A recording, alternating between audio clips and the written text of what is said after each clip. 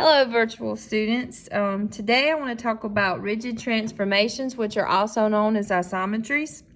Rigid transformations do not change the size of a figure. They don't change the shape of a figure. They don't change the side lengths of the figure, and they do not change the angle measurements of a figure.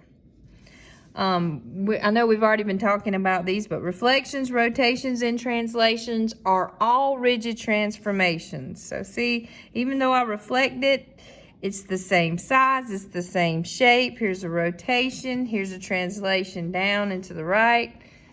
Doesn't change those things. Let's look at some examples, and these are going to be really easy, I promise.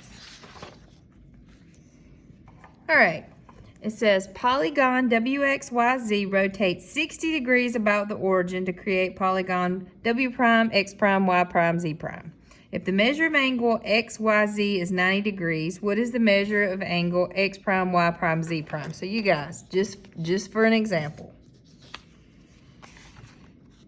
Here's a polygon, so trapezoid to be more specific, but anyway. It's WXYZ. Now, if I rotate it 60 degrees about the origin, obviously I'm approximating because I don't have a protractor here.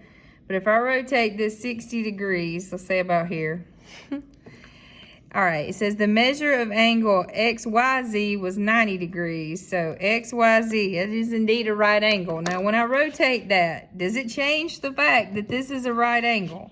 No, it doesn't. It changed its position, but this figure stayed exactly the same. So what's the measure of angle X prime, Y prime, Z prime? Well, it's 90 degrees too.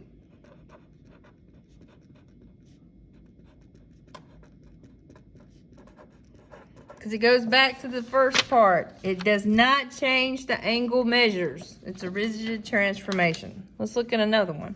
It says polygon WXYZ is reflected across line L to form W sub L, X sub L, Y sub L, Z sub L. What is the relationship between line L and Y sub L? So just, again, bear with me.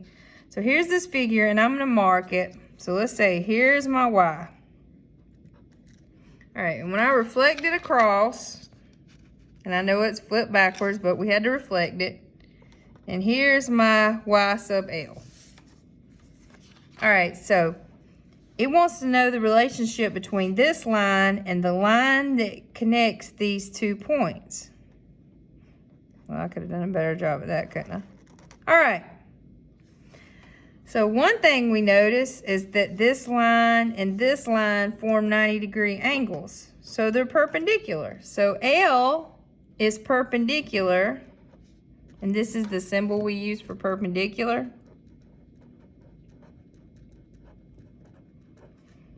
To that Y sub L. They form right angles. The other thing you need to notice is that the length of this segment is the same as the length of this segment.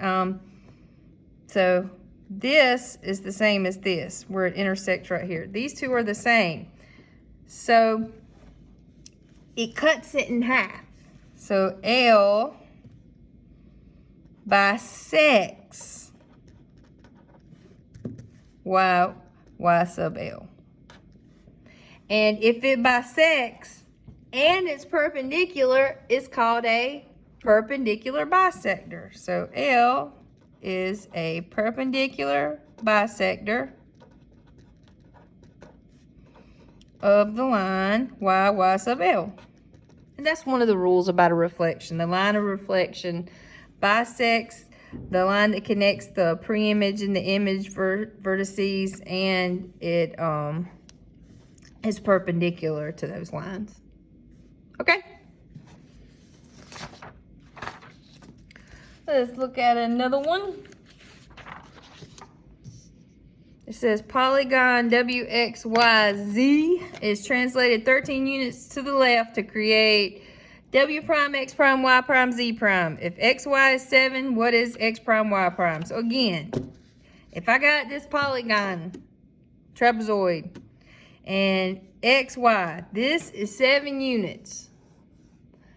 I don't care how far to the left I move it. The length of this is still going to be 7 units. That's rigid transformation. That's what it means. This stays the same shape and size. So no matter how I translate it, XY is going to be 7.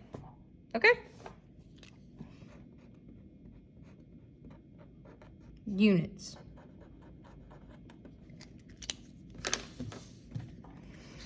All right? It says rectangle ABCD translates 5 units down and 3 units right to form rectangle A prime, B prime, C prime, D prime. The vertices are labeled in alphabetical order going clockwise around the figure. So let's just go ahead and draw this bad mama jamma. So I got a rectangle. A, B, C, D. And so that's alphabetical order clockwise. All right, if AB equals 4 and AD equals 7, what is the length of B prime, C prime? So they're talking about after I've translated. Well, this is a rectangle.